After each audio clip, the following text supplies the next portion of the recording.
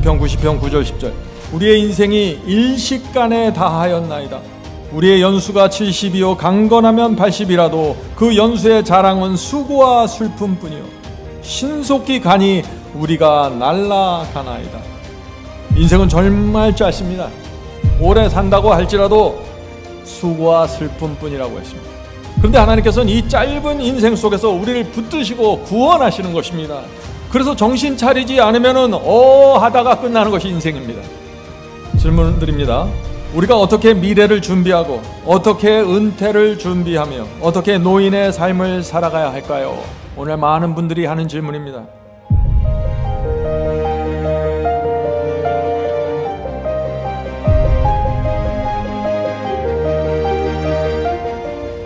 대한민국이 잘 살면서 여러 가지 문제들이 생기고 고통이 생기고 있습니다.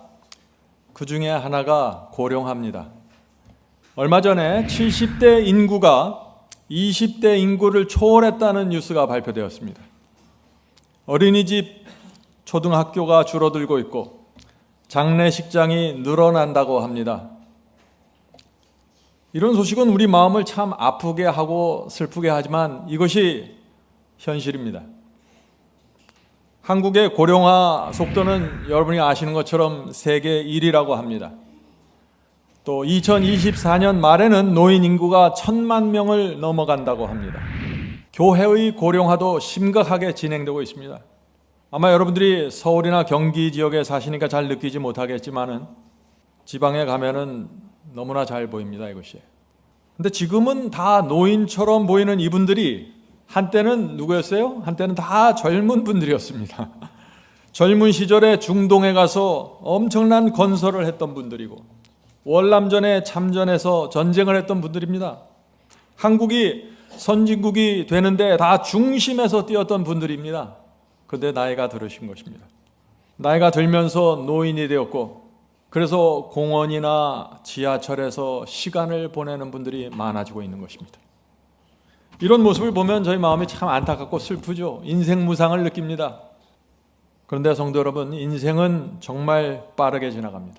지금 30대, 40대 젊은 분들도 금세 50대, 60대가 될 겁니다. 젊은이들에게도 그래서 오늘 말씀은 중요합니다. 제가 50세를 막 넘어갔을 때 저희 아버님이 저에게 이렇게 말씀하셨습니다. 이제 너도 인생의 후반전에 들어가는구나. 전반전보다 후반전이 중요하다. 다 인생이 90세, 100세가 되니까 이제 50세가 넘어가면 후반전이라는 생각이 드는 것이죠. 전반전은 어떻습니까? 전반전은 힘이 있고 잘 뜁니다. 무엇이든지 할 수 있다는 자신감이 있죠. 그런데 후반전은 다릅니다. 후반전에 넘어가면서 어떤 느낌이 생깁니까? 마라톤의 반환점을 도는 것이 후반전입니다. 축구 경기에서 전반전을 마치면 후반전에 들어갑니다. 선수들이 어떤 느낌일까요? 후반전에 들어가면 어때요? 몸이 무거워집니다. 뛰기 힘들어집니다. 쉽게 피곤해집니다. 잘 다치고 넘어집니다. 눈이 흐려지고 책을 읽기 힘듭니다. 주변에서 죽어가는 친구들과 가족들이 생깁니다. 또 우울함과 슬픔이 몰려옵니다. 이것이 후반전입니다. 그래서 인생의 후반전을 우리가 어떻게 보내야 하는지 모르면은 크게 무너지고 망가져 버리는 것입니다. 성도 여러분, 후반전을 정말 하나님의 말씀과 성령으로 보내지 않으면요 평생 여러분들이 했던 신앙이 허지가 되고 마는 것입니다. 그래서 오늘 설교가 중요한 것입니다. 자, 중요한 질문을 드립니다.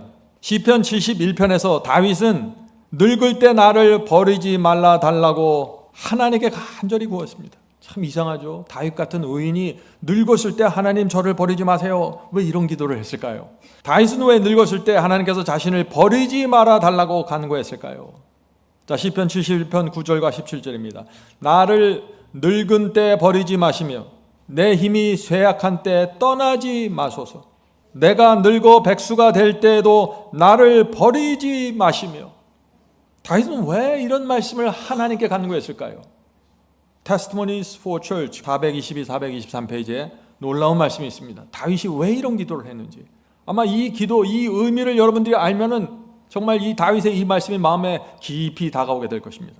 다윗은 주변의 노인들이 대부분 행복하지 못한 것과 특히 나이가 더해감에 따라 불행한 품성의 특징들이 더해감을 보았다. 자, 나이가 들어가면서 노인들이 이상하게 변하는 모습, 슬퍼가는 모습, 이것을 보게 되었다 이거예요. 다윗이. 사람들이 전성적으로 편협하고 탐욕적이면 나이가 많아질 때 그 성질이 가장 불쾌하게 나타난다. 젊은 시절에 어떤 신앙과 어떤 성품으로 보내는가 중요합니다. 나이가 들면서 이 약점들이, 이 고질적인 문제들이 더 분명하게 나타날 수 있다. 그것을 말하는 거죠. 만일 그들이 질투심이 많고 변덕스럽고 조급하면 나이가 들면 더욱더 그러해진다. 이것을 다윗이 두려워했던 것입니다. 나이가 들고 정서적으로 불안해지면서 성품과 약점이 나타날 것을 다윗이 두려워했다. 젊었을 때는 고상했던 사람들이 나이가 들면서 고집이 세고 완악한 노인이 될 수 있다는 것을 다윗이 본 것입니다. 성도 여러분, 모든 사람은 그래서 나이가 들면서 경계해야 하는 것입니다. 자, 계속해서 읽어보죠. 다윗은 왕들과 귀족들이 혈기왕성한 장년기에는 하나님을 경외하는 것처럼 보였지만 나이가 들자 가장 절친한 친구들과 친척들을 시기하는 것을 보고 낭망했다. 젊었을 때는 시기하지 않던 사람들이 나이가 들면서 시기하고 질투한다 이거죠. 다윗은 어떤 사람들의 생애가 청년기와 장년기에는 의로웠지만 나이가 들매 따라 그들의 자제력을 잃어버리는 것을 목격했다. 사탄이 들어와서 그들의 마음을 지배함으로 그들을 불안하고 불만스럽게 만들었다. 다윗은 나이 든 많은 사람들이 하나님께 버림을 당하고 원수들의 조롱과 비난거리가 되는 것을 보았다. 성도 여러분, 중요한 말씀 아닙니까? 오해하지 마세요. 지금 여기에 나오는 이 나이 든 분들은 어떤 치매나 정신적 질환을 가진 노인들을 말하는 것이 아닙니다. 그런 분들이 버림받는다 그런 뜻이 전혀 아닙니다. 의학적으로는 정상입니다. 그런데 나이가 들면서 성품과 신앙에 문제가 생기면서 하나님께 버림받는 사람들이 나타난다는 것이죠. 왜 그럴까요? 자, 계속해서 읽겠습니다. 다윗은 큰 충격을 받고 그가 나이가 들면서 늙을 때를 바라보고 낙담하였다. 그는 하나님께서 그를 버리시고 그가 목격해온 다른 노인들처럼 그도 불행해지고 주님의 원수들의 조롱거리로 남게 되지나 않을까 두려워하였다. 다윗은 늙은 때에 올 수 있는 악에서 보호받아야 할 필요를 느꼈다. 나이 많은 사람들은 그들의 정신적 능력이 쇠약해 가고 있다는 것을 시인하고 인정하지 않으려는 경우가 흔히 있다. 그들은 자녀들이 해야 할 염려를 대신함으로 수명을 단축시킨다. 성도 여러분, 우리가 나이가 들어가면서 쇠약해지고 정신적인 능력이 떨어진다는 것을 인정할 필요가 있습니다. 그래야 겸손해지고 그래야 경계하면서 살게 되는 것이죠. 또 나이가 들면서 자녀들이 할 염려를 다 가서 참견하고 대신 염려하고 짐을 지지 마세요. 자녀들은 자녀들의 문제에 맡기시고 나이 드신 분들은 자신의 문제에 집중하면서 신앙과 성품으로 전진해야 됩니다. 사탄은 빈번히 그들의 상상력을 자극시켜, 노인들의 상상력을 자극시켜서 그들의 돈에 대하여 계속적으로 염려하게 만든다. 지금 당장 먹고 살 수 있어요. 생활할 수 있습니다. 그런데 그들의 상상력을 사탄이 자극해서 자꾸 미래를 염려하면서 염려하고 걱정하면서 돈 때문에 쓰러지게 만든다는 것이죠. 돈이 그들의 우상이므로 그들은 그것을 인색하게 쌓아둔다. 그들은 가지고 있는 돈을 사용하기는커녕 때로는 인생의 안락을 빼앗기고 힘에 겨운 노동을 한다. 제가 미국에 있을 때 이런 분들을 좀 봤습니다. 분명히 저보다 잘 살아요 보면은. 그런데 그냥 나가서 노동을 하세요. 어떻게 해서든 한 푼이라도 더 벌으려고. 잘못 생각하는 것이죠. 성도 여러분, 다윗이 무엇을 두려워하는지 보이십니까? 노년기에 신앙과 성품이 무너지면 어떤 문제가 생기나요? 외롭게 살게 됩니다. 인간관계가 깨지고 자녀들과의 관계가 깨지고 교회 생활도 흔들립니다. 노년기에 복음을 놓쳐버리면 어떻게 돼요? 구원의 인침을 받지 못하게 됩니다. 인침은 노년기에 이루어지는 것입니다. 인생의 후반전은 그래서 정말 중요한 시간이 되는 것입니다. 지난번에 제가 인생 노년기 준비에 대한 말씀을 나누었죠. 그 말씀은 노인들이 실제적으로 어떤 준비를 해야 되나, 가정과 교회에서 어떤 준비를 해야 되나, 실제적인 준비에 대한 말씀입니다. 그런데 오늘은 영적인 준비에 대한 말씀입니다. 나이가 들면서 우리의 성품과 신앙이 어떻게 하면 흔들리지 않고 소망과 희망을 갖고 전진할 수 있는지 그 말씀을 오늘 나누려고 하는 것입니다. 바울과 갈렙의 말씀을 놓고 우리가 이 문제를 살펴보려고 합니다. 자, 먼저 바울을 보죠. 바울은 노년기의 성도들을 위해서 놀라운 말씀을 했습니다. 바울은 복음을 전했는데 직업을 갖고 있었죠. 천막 만드는 일을 했습니다. 그래서 사람이 늙어가는 것을 이 천막 텐트가 낡아서 무너지는 것으로 바울이 설명합니다. 그러면서 이 노인들이 어떻게 문제를 극복해야 되는지를 설명합니다. 자, 한 절 한 절 읽으면서 보겠습니다. 고린도후서 5장 1절부터 7절입니다. 1절입니다. 만일 땅에 있는 우리의 장막집이 무너지면, 자, 이 장막집이 뭐예요? 우리 몸을 말하는 것입니다. 우리 몸이 늙어서 쇠약해져서 무너지는 그것을 말하는 것이죠. 당분간 우리가 이 장막집에 거하면서 살지만은 가면 갈수록 이 장막집, 우리의 몸이 어떻게 돼요? 낡아지고 망가진다는 것입니다. 힘이 없어서 일자리도 구하지 못하게 됩니다. 자녀들에게 신세 지는 것이 싫지만은 아쉬운 소리도 할 수밖에 없는 상황들이 생깁니다. 나이가 들면. 그래서 많은 분들이 늙어가면서 신세 한탄하고 낙심합니다. 성도 여러분, 이 문제를 해결해야 된다는 것입니다. 바울이 그것을 말하는 것입니다. 바울이 우리가 이 몸으로 영원히 사는 것이 아니라고 지금 말하고 있는 것입니다. 예수께서 재림하실 때 우리는 새로운 장막을 받게 된다. 그것이 무엇인가? 영생의 몸, 불멸의 몸을 받으니까 실망하지 마라. 낙담하지 마라. 재림의 날까지 날마다 우리가 사는 이 낡아지는 텐트는 무너지고 약해지고 병들고 지치지만 새 텐트가 오고 있다. 새 장막이 오고 있다. 지금 그것을 말씀하고 있는 것입니다. 자, 1절 다시 읽겠습니다. 만일 땅에 있는 우리의 장막집이, 우리의 몸이 무너지면 하나님께서 지으신 집, 곧 손으로 지은 것이 아니요 하늘에 있는 영원한 집이 우리에게 있는 줄 아나니. 바울은 지금 우리 몸이 무너지면 이것이 끝나는 것이 아니라 하나님께서 주시는 집, 영원한 집이 있다고 말하는 것입니다. 이 영원한 집이 무엇이에요? 이것은 하늘 예루살렘 도성을 말하는 것이 아닙니다. 여기서는 말이죠, 영생을 누릴 불멸의 몸을 말하는 것입니다. 텐트가 바뀐다는 것입니다. 장막이 바뀐다는 것이에요. 늙어가면서 우리 몸이 병들고 무너지지만 불멸의 몸을 받을 날이 가까이 오고 있으니 희망을 가지라 노인 성도들이여, 이 말씀을 하는 것입니다. 1세기의 신앙을 지켜왔던 그 노년의 성도들이 있죠. 초대교회 성도들입니다. 나이가 들어갑니다. 그래서 지치는 것입니다. 몸은 약해지는데 예수께서 재림하지 않으십니다. 그래서 지쳐있는 이들을 향해서 불멸의 몸이 다가왔다고 호소하는 것입니다. 이 세상 사람들은 나이가 들면 어떻게 생각해요? 이제 다 살았다 생각하고 죽음을 생각하면서 크게 위축이 되죠. 그러나 그리스도인은 그렇지 않습니다. 그리스도인은 늙어갈수록 희망을 갖게 됩니다. 왜요? 불멸의 몸이 다가오기 때문입니다. 전혀 생각하는 방식이 다릅니다. 이 땅에서 외롭고 돈 없고 몸이 아프다고 한탄하지 마십시오. 불멸의 몸을 받을 것을 기대하면서 하루하루 살아가는 것입니다. 그것이 그리스도인입니다. 자, 2절 보겠습니다. 과연 우리가 여기 있어 단식하며 하늘로부터 오는 초소로, 하늘로부터 오는 초소가 뭐예요? 영생의 몸이죠. 영생의 몸 덧입기를 간절히 사모하노니. 자, 바울이 지금 말합니다. 우리가 하늘로부터 오는 몸을 덧입는다고 했습니다. 덧입는다. 왜 덧입는다는 표현을 했을까요? 이 땅에서 세운 우리의 신앙과 성품에 그 영생의 몸이 덧입혀지기 때문입니다. 자, Testimony for the Church 5권 466페이지입니다. 죽음이 육체를 무너뜨리지만 성품은 전혀 변경시키지 못한다. 그리스도의 오심이 우리의 성품들을 변화시키지 못한다. 재림은 단지 성품을 영원히 변치 못할 것으로 고정시키는 일을 하는 것이다. 성도 여러분, 이 말씀의 의미를 이해하십니까? 죽음이나 그리스도의 재림이 우리의 신앙과 성품을 변화시키지 않는다고요. 이 땅에서 살면서 세운 우리의 신앙과 성품은 불멸의 몸이 입혀지면서 영원히 계속된다는 것입니다. 그래서 우리의 신앙과 성품이 하늘에 가서도 계속 더 발전되고 아름답게 변화된다.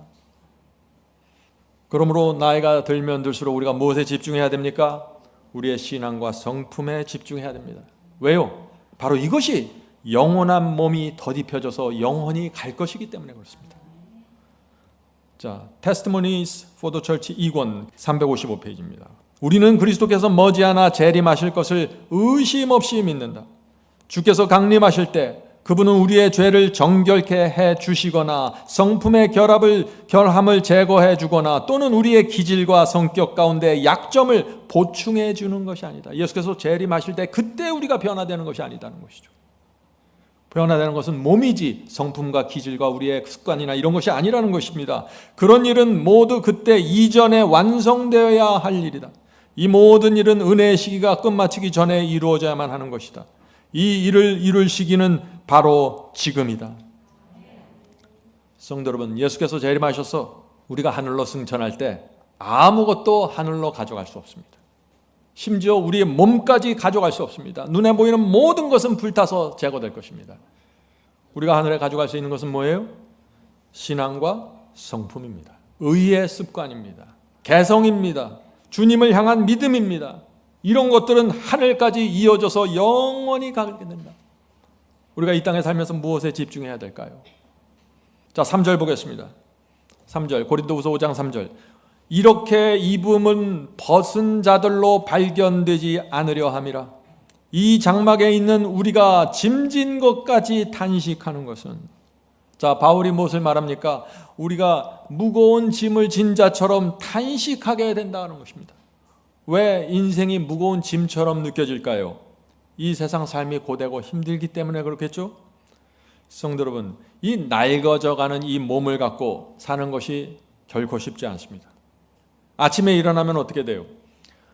나이가 들면서 몸이 무거워집니다. 몸이 무거워도 나가서 일을 해야 됩니다. 몸이 힘들어도 남을 도와줘야 하고, 몸이 힘들어도 복음을 전해야 합니다. 선을 베풀었는데 공격을 받고 오해를 받게 됩니다. 이것이 인생의 무거운 짐입니다. 바울도 이 짐을 갖고 계속해서 사는 것입니다. 여러 번 매를 맞고 배가 파손되었습니다. 복음을 전하고 선을 베풀었는데 감옥에 갇히고 여러 번 죽을 뻔했습니다. 그래서 바울이 우리가 무거운 짐진 것처럼 탄식한다고 말한 것입니다. 자, 4절 보겠습니다. 4절.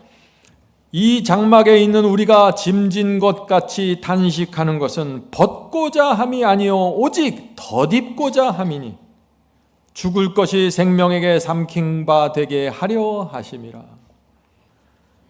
자, 이 말씀은 바울이 그 늙어가는 초대교회 성도들을 위해 주신 말씀이라는 것을 머릿속에 갖고 읽으셔야 됩니다. 탄식하는 이유가 뭡니까? 벗고자 함이 아니요 덧입고자 함이라. 무슨 뜻이에요?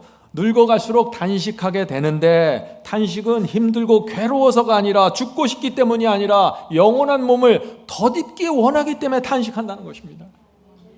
성도 여러분, 우리가 늙어갈수록 재림의 날을 바라보면서 영원한 몸을 사모해야 합니다. 이 영생의 몸을 사모하기 때문에 이 낡아서 사라지는 이 몸을 벗어버리고 싶다고 지금 말하고 있는 것입니다. 재림을 사모하기 때문에 말이죠. 인생을 그냥 하소연하는 것이 아니에요. 이것은 많은 사람들이 이런 말을 하죠. 사는 것이 지겹습니다. 차라리 빨리 죽었으면 좋겠습니다. 잘못된 생각입니다. 그리스도인은 그렇게 말하면 안 되는 것입니다. 하나님께서 원하시는 것이 아니죠. 그리스도인은 이렇게 말합니다. 나는 영원한 몸을 덧입기를 원합니다. 내 겉사람은 후패하지만 마음은 날마다 새롭게 되길 원합니다. 성령께서 날마다 소망과 위로를 주시길 원합니다.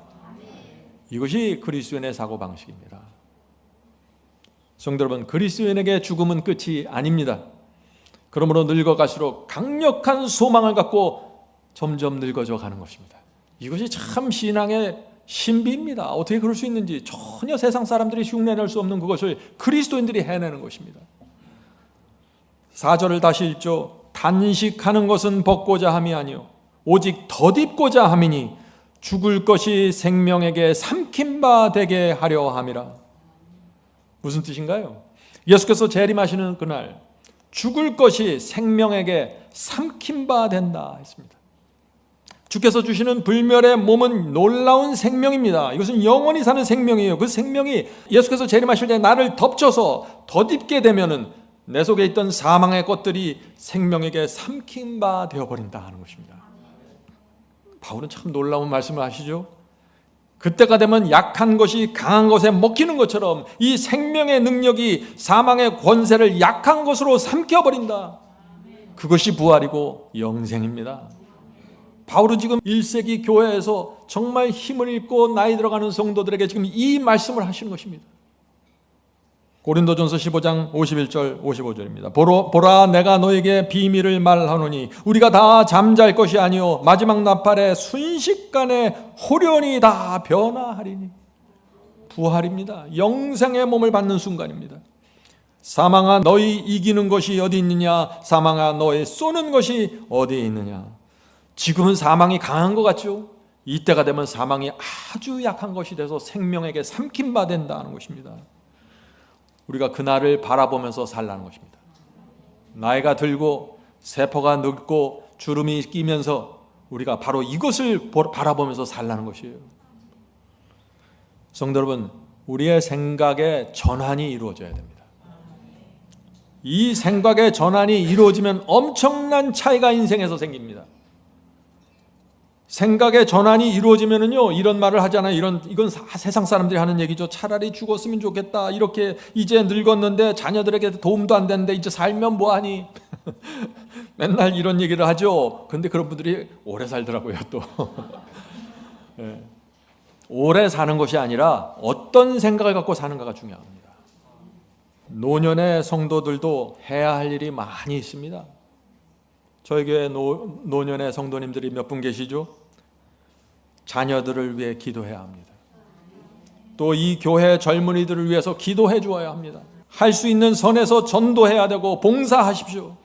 주님을 위해서라 무엇이라도 해야 합니다. 그것이 노년을 아름답게 보내는 신앙생활입니다. 성도 여러분, 내 생각대로 노년을 살지 말고 하나님의 생각대로 노년을 살아야 합니다. 시편 73편 26절입니다. 이것이 하나님의 생각입니다. 내 육체와 마음은 쇠잔하나 하나님은 내 마음의 반석이시요 영원한 분깃이시라. 아멘. 이 말씀을 붙잡고 사는 사람들은 어때요? 외롭고 슬프지 않습니다. 모든 것을 이기고 전진하게 되는 것입니다. 늙어갈수록 우리의 마음과 육신은 쇠잔해집니다. 약해집니다. 그러나 하나님께서 계시기 때문에, 하나님께서 내 마음의 반석이시고 영원한 약속이시기 때문에 내가 살아서 움직이고 내가 용기를 갖고 전진하는 것입니다. 모든 것은 하나님께로부터 온다 하는 것이죠. 잠언 16장 31절입니다. 백발은 영화의 면류관이라 의로운 길에서 얻으리라. 무슨 뜻인가요? 젊어서 순종의 길, 의로운 길을 걷는 자들은 늙어서 영화의 면류관을 쓰게 된다는 것입니다. 성도 여러분, 늙어서 백발이 되었다는 것이 무슨 뜻입니까? 주께서 주시는 영광의 면류관을 받을 그날이 가까워진다는 것입니다. 그렇게 생각하라는 것입니다. 생각의 전환입니다. 그래서 노인의 삶이 소망으로 가득 찰 수 있다는 것입니다. 늙어갑니까? 자꾸 몸이 연약해집니까? 힘이 빠지는 것 같아요. 아, 영광의 면류관 받을 날이 점점 더 가까워져 있구나. 이렇게 생각하라는 것입니다. 시편 71편 18절입니다.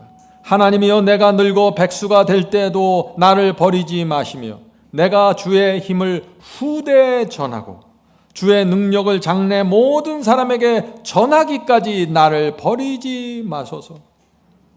지금 다윗이 늙어서 나를 버리지 말아 주십시오라고 기도하죠. 근데 그렇게 기도하는 이유가 여기 나와 있어요. 왜 그런 기도를 합니까? 다윗이 후대에 전할 것이 있다. 자녀들과 젊은이들에게 내가 주님의 능력과 말씀을 전해야 하니까 나를 버리지 말아주세요 하나님, 이렇게 기도하는 것입니다. 성도 여러분, 우리가 나이가 들수록 선교사의 정신으로 살아야 되는 것입니다. 노인들은 후세대에게, 장래 젊은이들에게 이렇게 전해줘야 합니다. 내가 인생을 살아보니 가장 중요한 것은 하나님의 말씀에 순종하는 것이었다. 그렇게 살면 후회하지 않는다.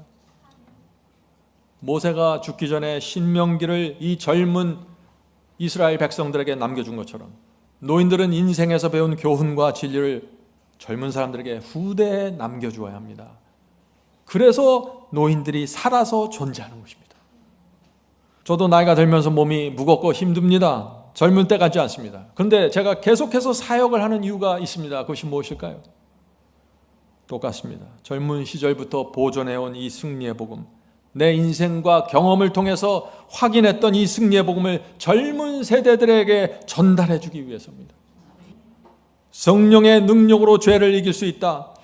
십자가 은혜를 아는 자는 죄의 미각을 잃어버린다. 하나님과 사탄의 편에서 반드시 하나님 편에 서야 한다. 예수께서 곧 오신다. 준비하라. 이 기별을 전달해 주기 위해서 지금도 글을 쓰고 기도드리는 것입니다. 주여, 주님의 뜻이 있으면 제가 일할 수 있도록 보호해 주시고 붙잡아 주시옵소서. 지치지 않고 타협하지 않고 말씀을 있는 그대로 전하고 나눌 수 있게 힘을 주시옵소서. 성도 여러분, 이것이 우리 모두의 기도가 되어야 되지 않을까요? 하나님께서 우리에게 생명을 허락하시고 노인이 될 걸 허락하시고 노인이 돼서 몸이 아프고 힘든데 계속해서 살도록 허락하시는 데는 이유가 있다는 것입니다. 그 이유를 바라보면서 전진하십시오. 그래야 노년의 삶에서 하나님의 뜻이 이루어집니다. 자, 질문 드립니다. 많은 사람들이 몸이 늙어가면서 힘들고 괴로우면 신세한탄하게 되고 슬퍼합니다. 그러나 바울은 몸이 늙어가고 무너져도 소망으로 불멸의 몸을 바라보면서 기쁨으로 살라고 했습니다. 그런데 어떻게 이것이 가능할까요? 하는 질문입니다. 어떻게를 알아야겠죠? 바울이 어떻게도 말씀해 주셨습니다. 5절에 그 말씀이 나옵니다. 곧 이것을 영생을 우리에게 이루게 하시고 보증으로 성령을 우리에게 주신 이는 하나님이시라. 늙은 자들을 위해서 보증으로 주신 것이 무엇이라고요? 성령이라는 것입니다. 성령을 붙잡고 살라는 것입니다. 초대교회 안에서 신실하게 살다가 주께서 재림하실 것을 기다리다가 늙어가는 이 성도들을 향해서 그대들은 성령을 붙잡고 이제부터 살라, 이 말씀을 하시는 것입니다. 성령이 노년을 위한 준비로 제시되었다. 하나님께서 우리에게 성령을 주셨기 때문에 몸이 늙어가지만 희망과 용기를 갖고 영생을 바라보면서 살 수 있다는 것입니다. 성도 여러분, 성령의 역사에 익숙해져야 합니다. 성령께서 우리 마음속에서 호소하시고 간구하시고 탄식하시고 인도하시고 이럴 때 그 성령의 음성을 마음으로 받고 붙잡고 양심의 음성을 붙잡고 살아가십시오. 그것이 노인의 시기까지 이어져 가면서 우리에게 큰 소망으로 다가오게 된다는 것이죠. 고린도후서 4장 16절입니다. 그러므로 우리가 낙심하지 아니하노니 겉사람은 후패하나 우리의 속은 날로 새롭도다. 이것이 성령의 약속입니다. 하나님께서 늙어가는 사람들에게 주신 약속이 무엇입니까? 겉사람은 후패하나 성령께서 속사람을 날로 새롭게 하실 것이다. 성령께서 진리를 깨닫게 하시고 회개케 하시고 날마다 우리에게 하늘 도성에 대한 희망과 약속을 생각나고 각인시켜 주시기 때문에 나이가 아무리 많이 들지라도 소망과 용기로 그날을 바라보면서 살 수 있다는 것입니다. 성도 여러분, 외로움을 걱정하지 마십시오. 성령께서 여러분과 함께 동행할 것입니다. 몸이 낡아지고 고장나도 영원한 생명이 입혀질 것을 바라보십시오. 그것이 노년의 삶입니다. 이것이 거듭난 성도가 인생의 마지막을 살아가는 힘이고 용기이고 비결입니다. 자, 6절 보겠습니다. 그러므로 우리가 항상 담대하여 몸에 거할 때는 주와 따로 거하는 줄을 아노니. 자, 질문 드리죠. 우리가 항상 담대하여 몸에 거한다는 이 바울의 말씀이 무슨 뜻입니까? 우리가 나이가 들어가면서 늙은 몸에 거한다는 것입니다. 아픈 몸, 연약한 몸에 거하는데 항상 담대하게 살라는 것입니다. 나이와 상관없이, 건강과 상관없이 항상 담대하라는 것입니다. 나이가 70, 80, 90이 넘어가도 어떤 마음으로 살 수 있다는 것이에요? 영생을 바라보면서 담대한 마음으로 살라는 것입니다. 이것이 바울의 기별입니다. 성도는 이 마음으로 사시겠습니까? 정말 중요합니다. 우리 몸은 어차피 썩어서 없어질 몸입니다. 문제가 많습니다. 이런저런 고통이 있습니다. 그러나 그런 것들에 붙잡혀서 무너지면 안 된다는 것이죠. 영생의 몸이 오고 있다. 담대하게 살라. 이것이 바울의 기별입니다. 참 바울은 놀라운 말씀을 하지 않았습니까? 어떻게 이런 말씀을 하실까요? 우리가 어떤 마음과 어떤 태도로 또 무엇을 바라보는가에 따라 노년의 삶이 완전히 달라집니다. 이것은 노년뿐만 아니라 청년들도 마찬가지죠. 나이가 들면 새벽에 잠을 깨죠. 새벽에 잠이 깼는데 외로움을 느끼고 인생의 고통을 느끼면 어떻게 해야 됩니까? 시편의 말씀을 봐야 됩니다. 시편 63편 6절입니다. 내가 나의 침상에서 주를 기억하며 새벽에 주의 말씀을 작은 소리로 읊조릴 때, 여러분이 새벽에 눈을 떠서 주님을 기억하고 주의 말씀을 읊조릴 때 주께서 보십니다. 성령께서 오셔서 위로와 용기를 주십니다. 이것이 아무것도 아닌 것 같지만 이것을 통해서 노년의 삶을 승리로 이어간다는 것입니다. 말씀과 성령의 역사입니다. 다른 아무것도 여러분들을 지켜줄 수 없습니다. 이 몸은 썩어져서 약해져서 사라질 것입니다. 우리를 영원히 지켜주실 것은 하나님의 말씀과 성령의 역사입니다. 이 두 가지를 붙잡고 남은 생애를 살아가는 것입니다. 그 속에 희망이 있고 소망이 있다 하는 것이죠. 자, 7절 보겠습니다. 7절. 이는 우리가 믿음으로 행하고, 행한다는 것은 워킹입니다. 걸어간다. 믿음으로 걸어가고 보는 것으로 하지 아니함이로다. 이 말씀도 노년기의 성도들에게 주신 말씀입니다. 늙어서 힘들게 살아갈 때 어떻게 하라는 것이에요? 믿음으로 행하고 보는 것으로 하지 말라. 몸이 늙어갈수록 불멸의 몸을 받을 것을 생각하라. 담대하라. 성령께서 인도하신다. 믿음으로 행하고 보이는 것으로 판단하지 말라. 성도 여러분, 이것이 바울이 노년의 성도들에게 주신 기별입니다. 노년의 성도들이여, 영광의 면류관이 젊었을 때부터 더 가까이 와 있다. 하늘 도성을 바라보며 전진하라. 이것이 바울의 기별입니다. 성도 여러분, 이 기별을 붙잡고 있는 어떤 노인일지라도 무너지지 않을 것입니다.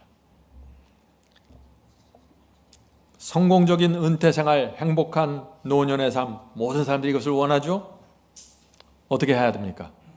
다른 사람을 도와주고 나보다 못한 사람들을 붙잡아주고 복음을 전하기 위해서 고민하십시오. 목수를 하고 장사를 하고 회사를 다니고 농사를 짓고 무엇을 하든지 우리의 삶의 목적은 단순합니다. 복음을 전하고 영혼을 보살피는 것입니다. 그런 식으로 살면서 나이가 들면 들수록 연륜이 생기고 경험이 생겨서 하나님께서 사용하실 수 있는 종이 되는 것입니다. 성도 여러분, 그냥 노인이 되지 말고 성숙한 어른이 되어야 합니다. 제가 제 친구들을 보면은요, 이제 나이가 들어가는데 아직도 어린아이 같은 친구들이 많아요. 철이 안 들었어요. 그냥 노인이 되는 것입니다. 그것은 성숙한 어른이 되어야 합니다. 자, 질문 드리죠. 노인과 성숙한 어른의 차이가 무엇입니까? 노인과 성숙한 어른이 갈라지는 분기점이 무엇입니까? 하는 질문입니다. 나를 중심으로 생각하고 내 핫가림만 하면은 그냥 노인입니다. 그런데 복음과 영혼을 중심으로 생각하면 성숙한 그리스도인입니다. 나만 생각하고 내 중심으로 살아가면 나이가 들면서 그냥 고집센 노인이라는 소리를 듣게 됩니다. 점점 더 자기밖에 모르는 게 되는 것이죠. 그렇게 되면 자녀들과 가족들과 교우들에게도 존경받지 못하게 됩니다. 그렇게 되면 인생의 노년기가 참 슬퍼집니다. 더 늦기 전에 생각의 방향을 바꾸십시오. 참된 행복은 복음과 영혼들을 위해서 사는 데서 오는 것입니다.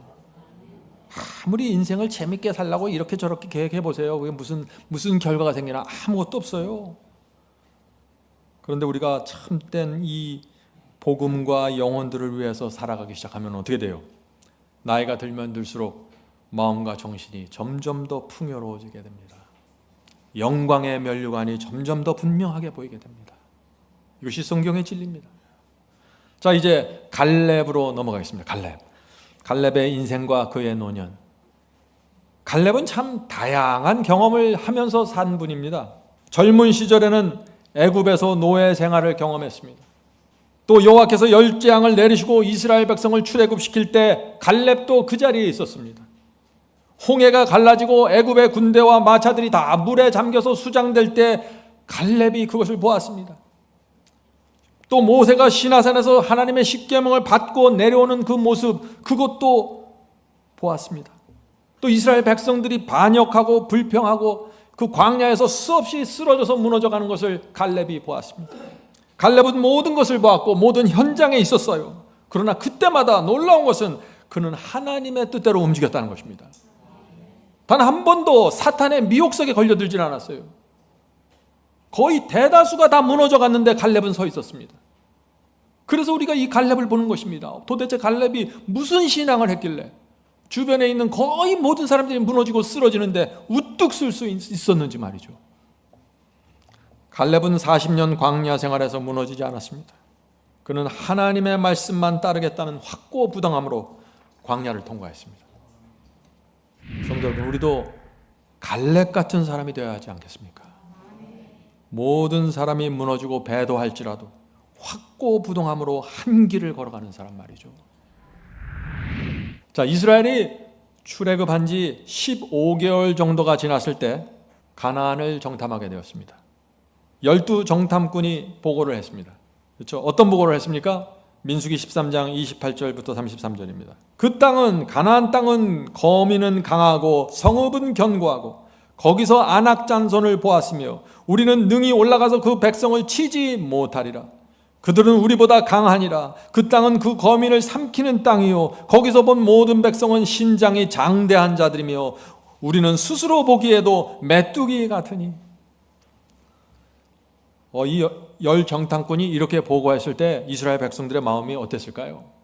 깊은 좌절과 슬픔이 생겼습니다. 화가 났습니다. 아니, 우리를 애굽에서 이렇게 끌어내서 젖과 꿀이 흐르는 가나안 땅으로 인도한다 그랬는데 어떻게 우리가 들어갈 수도 없는 이 땅으로 하나님께서 우리를 보냈는가? 마음이 두려움과 불신으로 뒤덮였습니다. 이스라엘 백성이 무엇을 잃어버린 것입니까? 하나님이 누군지를 잃어버린 것이에요. 하나님의 사랑과 인도하심을 신뢰하고 믿지 않으면요 귀신이 달라붙어요. 무슨 귀신이 달라붙는지 아세요? 걱정 귀신이 달라붙습니다. 걱정 귀신. 돈 걱정, 건강 걱정, 자식 걱정, 집 걱정, 이 걱정들이 산처럼 몰려와서 신앙을 그냥 무너뜨려 버리는 것입니다. 이스라엘 백성은 지금 가나안 족속 걱정했습니다. 거인족 걱정했어요. 이스라엘 백성이 이렇게 가나안족을 보고 두려움과 염려에 짓눌리면서 어떤 생각을 했어요? 다시 애굽으로 돌아가려고 했습니다. 성도 여러분, 걱정 귀신이 들러붙으면 애굽으로 돌아갑니다. 애굽에 살 때 그토록 얻어맞고 고생했는데 다 잊어버렸어요. 그래서 애굽으로 돌아가자고 지금 자꾸 소리치는 것입니다. 그때 누가 나타납니까? 갈렙이 나타나서 믿음과 확신의 음성을 냅니다. 성도 여러분, 우리 교회 안에 이런 믿음과 확신의 음성을 가진 성도들이 나타나야 되는 것입니다. 민수기 13장 30절, 14장 8절 9절입니다.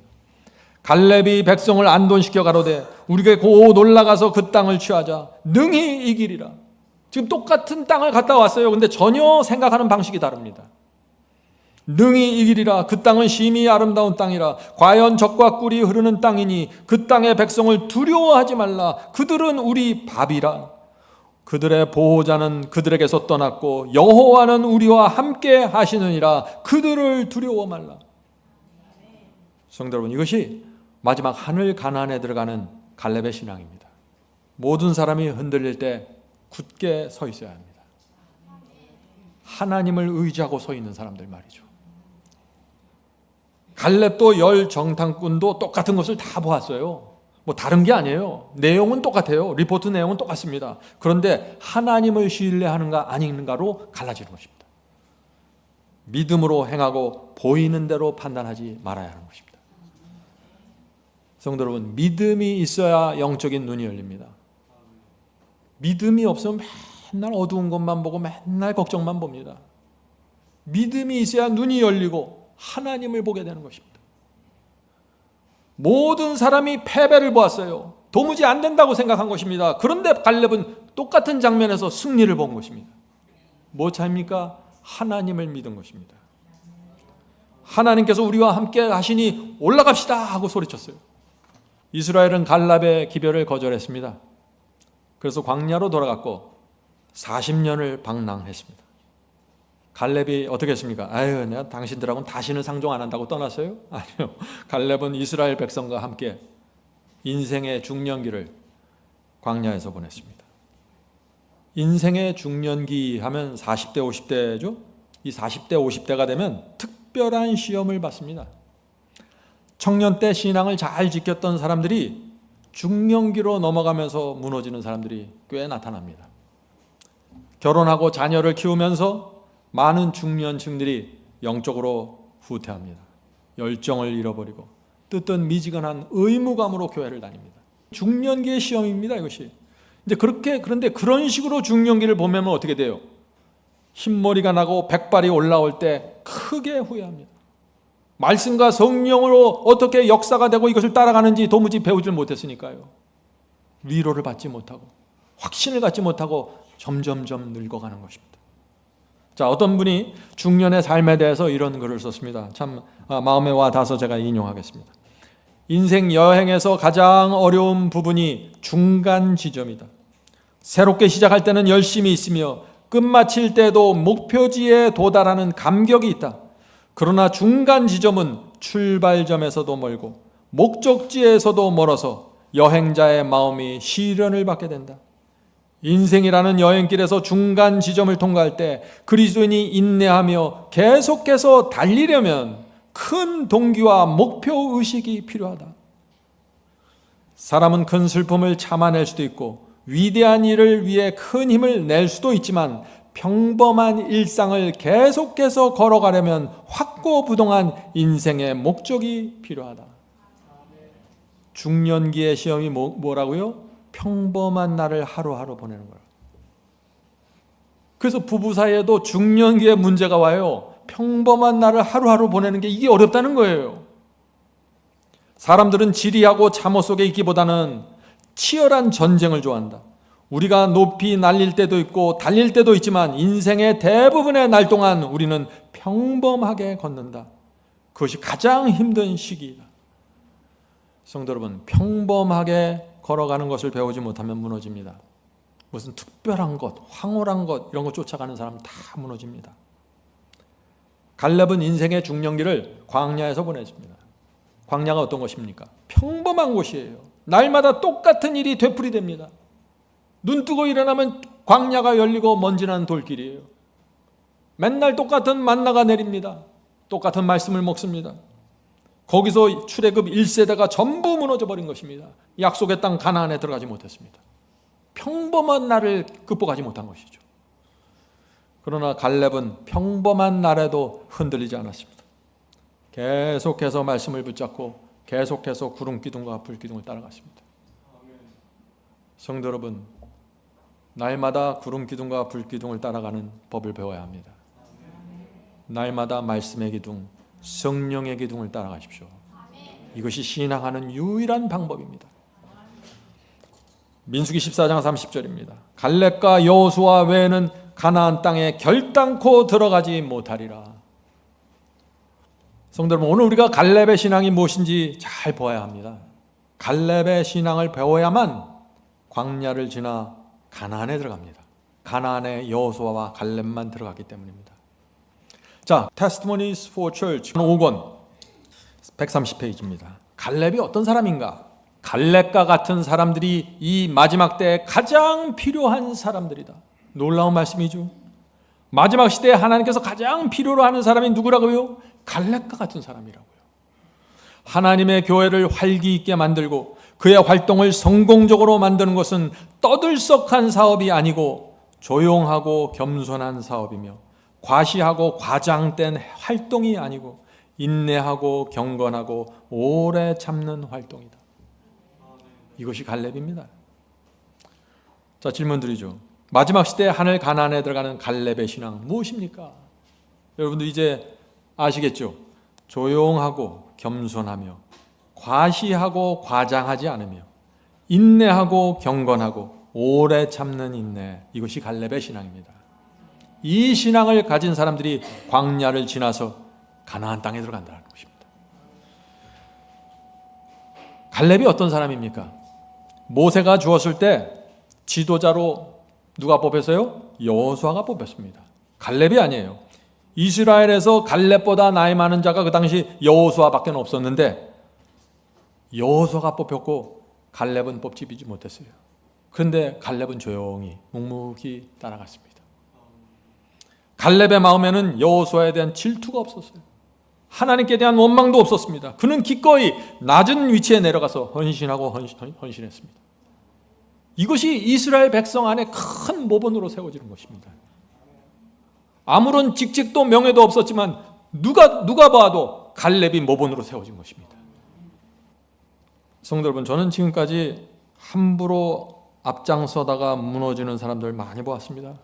저도 그런 위기를 여러 번 겪었고요. 무엇이 문제입니까? 갈렙을 놓친 것입니다. 갈렙은 청년의 때 열장을 보았습니다. 홍해를 지났습니다. 십계명과 성소를 받았습니다. 놀라운 경험을 했어요. 누가 봐도 갈렙은 모든 것을 갖추고 있던 그리스도인입니다. 중년 시절에 그는 40년 동안 먼지 나는 길을 걸어갔습니다. 갈렙은 지치지 않았고 똑같은 일을 계속해서 걸어가는 법을 배웠습니다. 갈렙은 85세의 노인의 나이로 가나안에 들어갔습니다. 가나안에서도 갈렙의 충성과 신실함은 흔들리지 않았습니다. 성도 여러분, 어떤 의미에서 인생에서 가장 중요한 시기는 노인의 때 아니겠습니까? 왜냐하면 노년기에 일생 동안 지킨 이 신앙에 인침을 받는 시간이기 때문입니다. 아무리 청년기, 장년기에 주님을 잘 믿었다고 할지라도 이 노년기에 흔들리고 무너지면 어떻게 돼요? 구원을 잃어버리는 것입니다. 그래서 사탄이 노년기에 집중하는 것입니다. 사탄은 노인이라고 봐주질 않습니다. 지하철 타면 노인들에게 자리 내주죠. 사탄은 그런 일 안 합니다. 늙고 힘없고 외로운 노인들을 온갖 시험과 근심으로 흔들어댑니다. 그것이 사탄의 전략입니다. 그래서 우리가 바울의 기별을 생각해야 되는 것입니다. 바울의 기별이 무엇입니까? 몸이 늙어갈수록 불멸의 몸을 받을 것을 생각하라. 담대하라. 성령께서 인도하신다. 믿음으로 행하고 보이는 대로 움직이지 말라. 영광의 면류관이 덜었을 때보다 더 가까이 있다. 하늘 도성 바라보며 전진하라. 이것이 바울의 기별 아닌가요? 이 기별을 받아들이기만 하면 사탄이 건드릴 수 없다는 것입니다. 성도 여러분, 80대 노인이 된 이 갈렙의 신앙이 무엇입니까? 갈렙은 노인 흉내 내지 않았습니다. 천천히 이제 산 정상에 올랐으니 이제부터는 산을 내려가야지, 그렇게 생각하지 않았습니다. 갈렙은 또 다른 목적을 갖고 산을 올라갔습니다.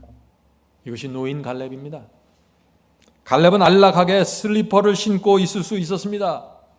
85세가 될 때까지 그는 이스라엘을 위해서 헌신하고 헌신했습니다. 모두 다 그를 존경했습니다. 편히 살 수 있었어요. 그런데 그는 그렇게 하지 않았습니다.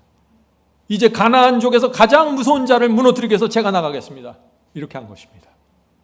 여호수아 14장 12절입니다. 여호수아 14장 12절. 여호와께서 말씀하신 이 산지를 내게 주소서. 여호와께서 혹시 나와 함께 하시면 내가 반드시 여호와의 말씀하신 대로 그들을 쫓아내리라. 갈렙은 자기 자신에게 자신이 있었던 것이 아니에요. 처음부터 끝까지 여호와께서 나와 함께 하시면, 여호와께서 약속하셨으니, 여호와께서 말씀하신 대로, 이것이 갈렙의 신앙입니다. 갈렙은 그래서 가나안족의 가장 강력한 요새 헤브론을 정복하겠다고 나선 것입니다. 갈렙이 왜 헤브론을 정복하려고 나섰을까요? 헤브론은 이스라엘의 옛 신앙이 세워진 것입니다. 아브라함이 장막을 세웠던 곳도 헤브론이고, 아브라함, 이삭, 야곱이 묻힌 땅도 헤브론입니다.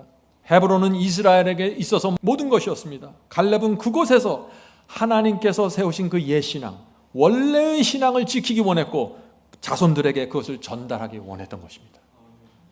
갈렙의 움직임 하나하나가 깊은 목적과 의미를 갖고 이루어집니다. 그냥 혈기로 움직이는 게 아니에요.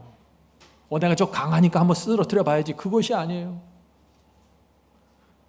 그곳에 아브라함의 신앙이 세워졌고 그곳이 이삭과 야곱의 신앙이 세워졌으니 내가 거기서 옛 신앙을 세우겠습니다. 성도 여러분, 우리도 옛 신앙을 지켜야 합니다. 저나 여러분의 인생 마지막 목표가 하나님께서 주신 원래 여자의 남은 자손의 그 옛 신앙, 그것을 지키는 것입니다. 그것을 전하는 것이 우리의 목적입니다. 질문 드리죠. 갈렙이 계속해서 하나님을 따르고 승리한 신앙의 비결이 무엇일까요? 갈렙의 신앙의 비결 무엇입니까? 이 여호수아 민수기서에는 여러 번 나옵니다. 갈렙의 신앙의 특징이 말이죠. 여러분들 잘 아실 거예요. 여호수아 14장 8절입니다. 나는 나의 하나님을 온전히 쫓았으므로. 갈렙의 신앙 무엇입니까? 온전히 쫓는 것입니다. 하나님은 우주의 왕이십니다. 피조물이 어떻게 부분적으로 우주의 왕을 따른다는 생각을 할 수 있어요? 그건 있을 수 없는 일이죠. 갈렙은 자신이 누구를 따른다는 것을 아는 것이에요. 그래서 온전히 따르는 것입니다. 여호수아 14장 14절, 그가 이스라엘의 하나님 여호와를 온전히 쫓았음이며, 민수기 14장 24절, 하나님께서 이렇게 말씀하십니다. 오직 내 종 갈렙은 그 마음이 그들과 달라서 나를 온전히 쫓았은즉. 하나님께서 아시는 거예요. 그가 갔던 땅에서 내가 그를 인도하여 드리리니 그 자손이 그 땅을 차지하리라. 갈렙의 신앙의 비결이 뭡니까? 하나님을 온전히 쫓는 것입니다. 온전히 쫓는 자들이 땅을 차지하리라. 자, 바이블 카멘터리 여호수아 14장 8절입니다. 온전히 쫓았다는 표현은 안내자를 따라가는데 열중하여 간격도 두지 않고 바짝부터 쫓아가는 여행자들을 떠올리게 한다. 성도 여러분, 이 갈렙이 온전히 주를 쫓았다 하는 말씀이 무슨 뜻인지 이해가 되십니까? 하나님의 인도하심을 집중하고 열중해서 따라가기 때문에 간격도 두지 않고 바짝 쫓아갔다는 것입니다. 이것이 갈렙의 신앙입니다. 갈렙이 이렇게 쫓았으니 어떻게 사탄이 건드리겠어요? 성도 여러분, 우리도 갈렙처럼 바짝 붙어서 쫓아가야 됩니다. 갈렙의 길을 가기 원하십니까? 제가 3가지 질문을 드립니다. 여러분들 마음속으로 대답해 보시기 바랍니다. 첫째 질문, 여러분 생애 가운데 아직 정복하지 못한 가나안족이 있습니까? 둘째 질문, 하나님을 온전히 쫓지 않는 삶의 영역이 있습니까? 셋째 질문, 신앙을 방해하고 영적 활력을 약화시키는 어떤 것이 여러분에게 존재합니까? 성도 여러분, 가나안족은 무조건 완전히 내쫓아야 합니다. 그것이 하나님의 뜻이었어요. 내쫓지 않는 가나안족이 계속해서 이스라엘 옆에 남아갖고 이스라엘을 괴롭혔던 것입니다. 가나안족을 완전히 내쫓으라고 했는데 내쫓으라는 것입니다. 승리는 전적인 순종과 굴복을 통해서 옵니다. 나누어진 마음, 두 주인을 섬기는 마음으로 주님을 따라갈 수 없습니다. 성령께서 우리를 바울의 말씀과 갈렙의 승리로 인도해 주시길 제가 간절히 바랍니다.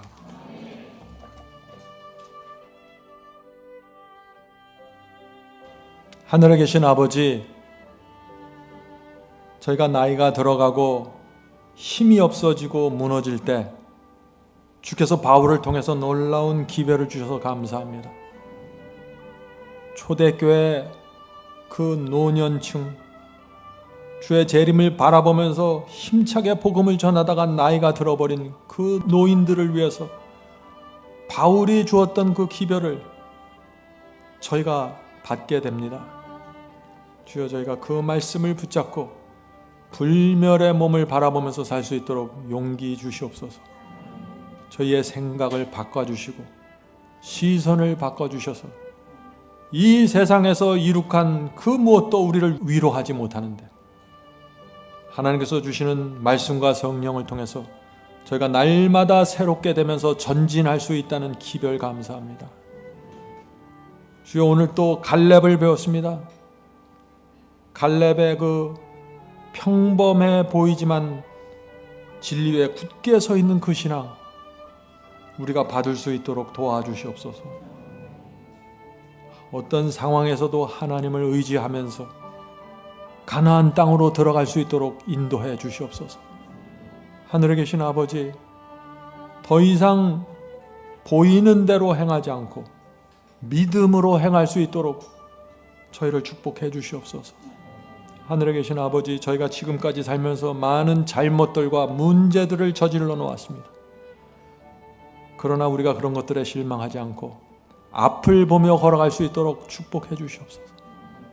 하나님께서 우리 앞에 어떤 것을 준비하고 예비해 놓으셨는지 그것을 바라보고 걸어갈 때 저의 인생의 참된 행복과 참된 열매와 보람이 풍요롭게 맺힌다는 사실을 오늘 확인했습니다.